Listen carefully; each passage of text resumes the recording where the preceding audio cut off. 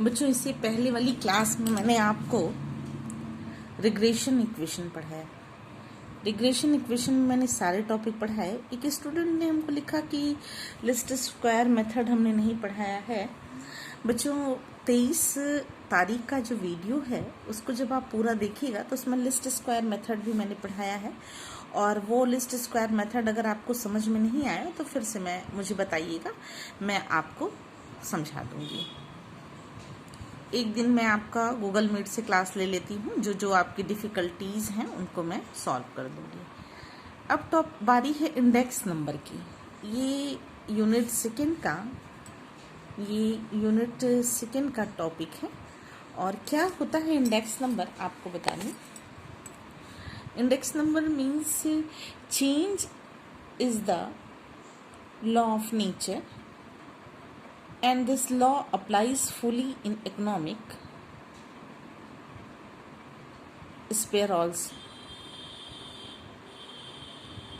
various aspects in economic spheres such as price, production, trade, cost of living, etc.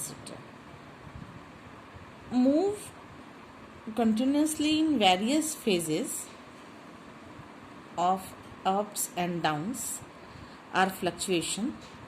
This statistical techniques developed by studying such changes and their effect is known as index number. बच्चों, कोई बहुत खास नहीं ऐसा, लेकिन क्या होता है इंडेक्स नंबर ये आप जान लीजिए कि एक प्रकृति का परिवर्तन नियम होता है, और यह नियम जो है आर्थिक क्षेत्र में पूरी तरीके से लागू होता है। आर्थिक क्षेत्र के विभिन्न पहलू हैं: वस्तुओं का मूल्य, वस्तुओं का उत्पादन, व्यापार, जीवन जीने का तरीका, जीवन जीने का स्तर। निरंतर इन सब चीज़ों में चेंजेस आते रहते हैं, उतार चढ़ाव आते रहते हैं, और वो हमेशा आपके इर्द गिर्द घूमते रहते हैं। जो ये चेंजेस हैं, जो ये परिवर्तन हैं, उनका जिस टूल्स के माध्यम से, जिस स्टैटिस्टिकल टेक्निक्स के माध्यम से हम मेजरमेंट करते हैं, उसको कहते हैं इंडेक्स नंबर। बच्चों, इसमें 2 वर्ड मिला हुआ है, इन और प्लस डेक्स। ठीक है, हिंदी में बोलते हैं इसको सूचकांक। ठीक है, तो सूचकांक का मतलब ही होता है सूचना प्लस अंक। सूचकांक जो नंबरिक फॉर्म में, न्यूमेरिक फॉर्म में किसी प्रॉब्लम को सॉल्व करने के लिए या किसी प्रॉब्लम को एनालाइज करने के लिए, उसकी स्टडी करने के लिए जिस टूल्स का, स्टैटिस्टिकल टूल्स का यूज़ किया जाता है, उसको कहते हैं इंडेक्स।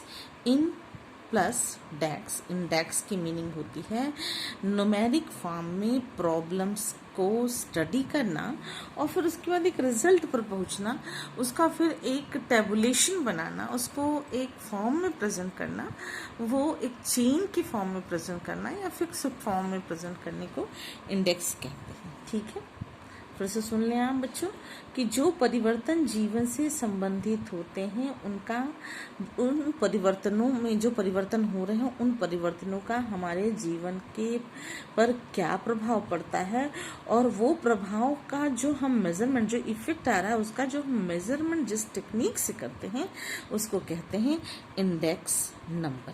2 वर्ड बच्चों देखिए, इंडेक्स प्लस नंबर, 3 वर्ड है। एक तरह से कहिए कि 3 वर्ड हैं, इंडेक्स प्लस नंबर। नंबर में जो डेक्स तैयार किया जाता है, जो प्रॉब्लम्स तैयार की जाती हैं, का जो सोल्यूशन तैयार किया जाता है, उसको बोलते हैं इंडेक्स नंबर। बच्चों, इसमें कुछ डेफिनेशंस भी हैं। डेफिनेशंस में आप जो है, आप बाउले, A.L. बाउले की सेक्रेट सैक्राइस्ट की, स्पाइगल की, मतलब बहुत ढेर सारी डेफिनेशंस हैं। आप उनको अपनी बुक से देख लीजिएगा। जो पुरानी वाली आपकी बुक पिछले सेमेस्टर की थी वही बुक इस बार भी चलेगी और उस बुक में ये सारी चीज़ें दी हुई हैं। ठीक है, कुछ नहीं करना है आपको, केवल डेफिनेशन जैसे पहला A.L. बाउले ने लिखा, index number are used to measure the changes in some quantity which we cannot be observed directly। निर्देशांकों का प्रयोग किसी मात्रा में होने वाले ऐसे परिवर्तनों का मापन करने के लिए किया जाता है जिनका कि हम प्रत्यक्ष रूप से अवलोकन नहीं कर सकते हैं। बच्चों, बाउले की जो डेफिनेशन है उन परिस्थितियों पर प्रभाव डालती है, जैसे ऐसे समझिए कि अगर जीवन लागत में गेहूं का प्रयोग क्विंटल में, कपड़े का प्रयोग मीटर में और दूध का प्रयोग लीटर में, मकान का प्रयोग कमरों में होता है, कमरों की संख्या में होता है, तो यदि इन चीज़ों को, ऐसी चीज़ें यदि इनकी मात्रा अथवा मूल्य में होने वाले परिवर्तनों का सामूहिक अध्ययन करना चाहें तो इंडेक्स नंबर का ही प्रयोग करना होगा। और अप्रत्यक्ष माप के लिए कोई भी मात्राओं के माप अलग अलग होने के कारण हमें जो अलग अलग परिवर्तन है, कहने का मतलब कि जो भी चेंजेस हैं इंडेक्स नंबर के, वो इसलिए हैं। इंडेक्स नंबर क्यों चेंजेस को में यूज़ किया जाता है कि जो मान लीजिए कि दूध को लीटर में आपने मेज़र कर लिया, आपका इंडेक्स नंबर हो गया, लेकिन आप अपने प्रॉब्लम को अगर वो डिफाइन करना चाहते हैं तो कैसे डिफाइन करेंगे, अपनी प्रॉब्लम क्या है। और हमेशा बच्चों ये कंपैरेटिव स्टडी या रिलेटिव स्टडी करता है कि पिछले साल क्या था, 10 दिन पहले क्या था, 6 महीना पहले क्या था, आज क्या है। तो एक कंपैरेटिव स्टडी भी ये कंप्लीट करता है। आपको ये समझ में आ गया होगा कि फिर है एक डेफिनेशन है आपकी की बुक में है बच्चों, जॉन आई रिफिन ने लिखा है कि index numbers are used to measure changes over time in magnitude which are not capable for direct measurement. फिर नेक्स्ट है बच्चों सैक्रेटिस, स्पाइगल, A.M. टार्टिल, ये सारी डेफिनेशंस दी हुई हैं आपके बुक में, आप इनको देख लीजिएगा। कैरेक्टरिस्टिक्स में आप चले जाइए कि क्या कैरेक्टर है इसके कैरेक्टर में जाइएगा बच्चों। कैरेक्टरिस्टिक्स में अगर आप जाइएगा तो इसका पहला ही कैरेक्टर है जो वो है रिलेटिव मेजरमेंट।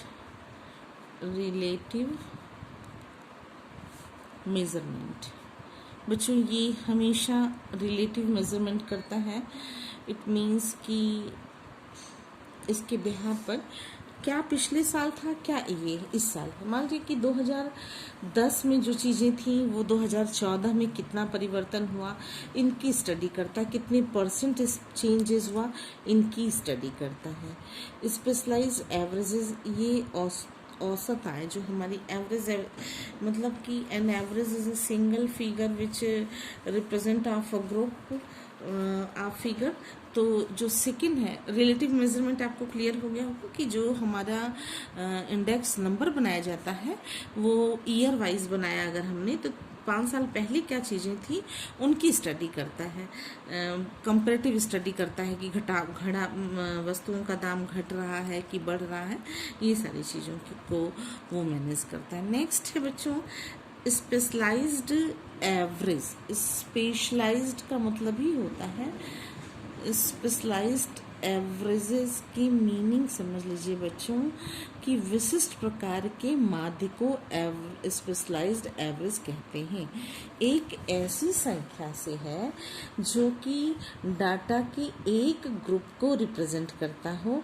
इसका अर्थ ये इस अर्थ में इंडेक्स नंबर जो है वो एक मीडियम का काम करता है, क्योंकि इसके माध्यम से, इसके थ्रू एक नंबर के द्वारा डाटा के जो ट्रेंड है उसको प्रेजेंट किया जा सकता है। लेकिन इंडेक्स नंबर की कुछ अपनी अपनी अलग अलग विशेषताएं होती हैं, जिसमें कि सबसे पहले बच्चों श्री मिस्टर एम ब्लेयर ने लिखा कि जनरल मीन यानी एवरेज मीन के लिए आवश्यक है कि सभी संख्याएं एक ही प्रकार की या एक ही इकाई की होनी चाहिए। यदि कुछ संख्याएं किलो में, कुछ लीटर में और कुछ मीटर में, तो उनका सामान्य माध्य नहीं निकाला जा सकता है। लेकिन ये जो लिमिट है उस पर ये लागू नहीं होता है। दूसरा है कि इंडेक्स को जो है वो हमेशा परसेंटेज के रूप में व्यक्त किया जाता है। और इसमें थर्ड बात ये है बच्चों, इसकी कैरेक्टरिस्टिक्स में कि माइनस प्लस का ध्यान नहीं रखा जाता, सिर्फ प्लस ही होता है, माइनस होता ही नहीं है इंडेक्स नंबर। नेक्स्ट बच्चों, अरे माइनस होता भी होगा ना तो आप समझिए ऐसे कि इंडेक्स नंबर में कोई साइन का यूज़ नहीं है। फिर है बच्चों ये थर्ड जो है, measurement of changes not capable of direct measurement, प्रत्यक्ष मापन के में होने वाले परिवर्तनों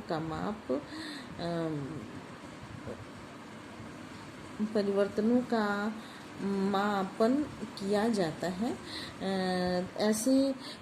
प्रयोग ऐसे किए जाते हैं, तकनीकी प्रयोग ऐसे किए जाते हैं कि जटिल परिवर्तनों के लिए आवश्यक है उनको प्रत्यक्ष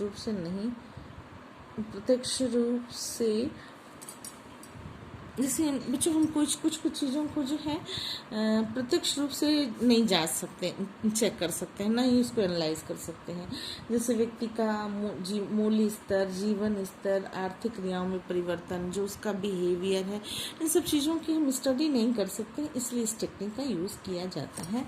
फिर नेक्स्ट बच्चों थर्ड पॉइंट है measurement of common characteristics of group items, समूह की सामान्य विशेषताओं का मापन किया जाना चाहिए। थर्ड है, फिफ्थ है बच्चों, मैं लिखती भी जाऊँ।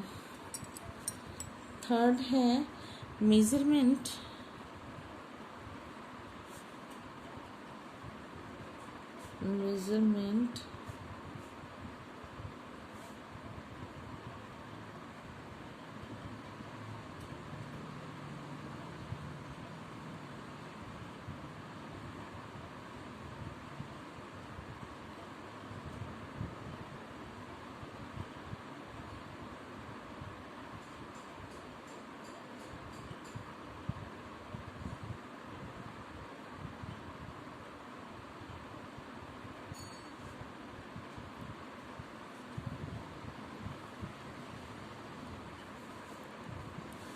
बच्चों, ये जो मेज़रमेंट है, मेज़रमेंट ऑफ चेंजेस, थोड़ा सा मैं रुक गई इसलिए क्योंकि चेक कर रही थी कि मैं जो पढ़ा रही हूँ वो सब आपकी बुक में है या नहीं। Measurement of changes not capable of direct measurement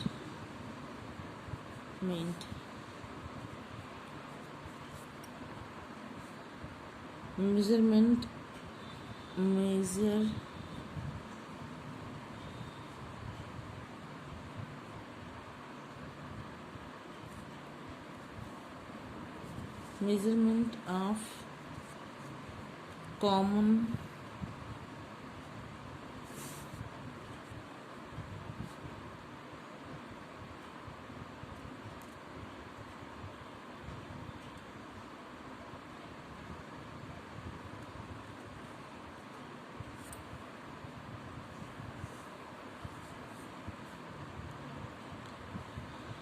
common common characteristics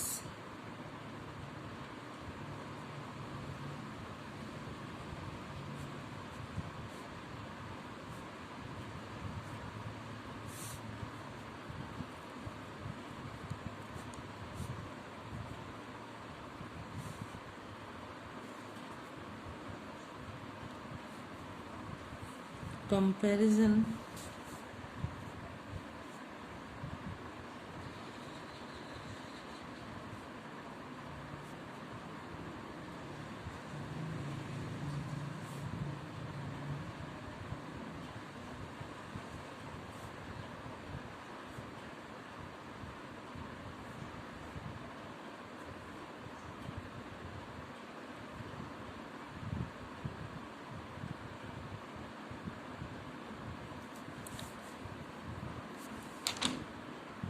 बच्चों नेक्स्ट जो है measurement of common characteristics of a group item. आप ग्रुप के आइटम्स को भी जो है वो जो ग्रुप के आइटम्स हैं उनकी भी विशेषताओं को हम एक साथ नहीं प्रकट कर सकते। जैसे उदाहरण एक ऐसे एग्जाम्पल लीजिए कि वस्तुओं के मूल्य में वृद्धि हो रही है, तो इसका ये अर्थ नहीं कि प्रत्येक वस्तुओं के मूल्य में वृद्धि हो रही है। कोई एक वस्तु ऐसा होगा या दो वस्तु होगा जिसके मूल्य में कमी आई या उसके मूल्य में वृद्धि आई, तो लेकिन सामान्य प्रवृत्ति मूल्य बढ़ने की होती है। नेक्स्ट बच्चों की comparison on the basis of time and place, ये जो 5th पॉइंट है। तो आप जो है इंडेक्स नंबर के माध्यम से समय या स्थान के आधार पर इसकी तुलना, जैसे जीवन लागत निर्देशांक, जैसे जीवन लागत यानी कि living cost of living index number जो होता है उसमें है कि 2 वर्षों का जो कॉस्ट है वो एक ही वर्ष में 2 या 2 से अधिक प्लेस के कॉस्ट को लिविंग कॉस्ट में कंपेयर किया जा सकता है। फिर है यूनिवर्सल यूज इंडेक्स नंबर, एक ऐसा टेक्निक्स है जो प्रारंभ मूल्यों में परिवर्तन के मापने के लिए हुआ, लेकिन वर्तमान समय में इस टेक्निक्स का यूज जो है वो सर्वव्यापी बन गया है, मतलब सब जगह व्याप्त है, सब सर्वव्यापी बन गया है। और इसके द्वारा उत्पादन, व्यापार, आर्थिक क्रियाएं, जितनी भी उत्पादकताएं जितनी भी हैं उनके परिवर्तनों को मापा जा सकता है। बच्चों ये इसका यूनिवर्सल यूज था।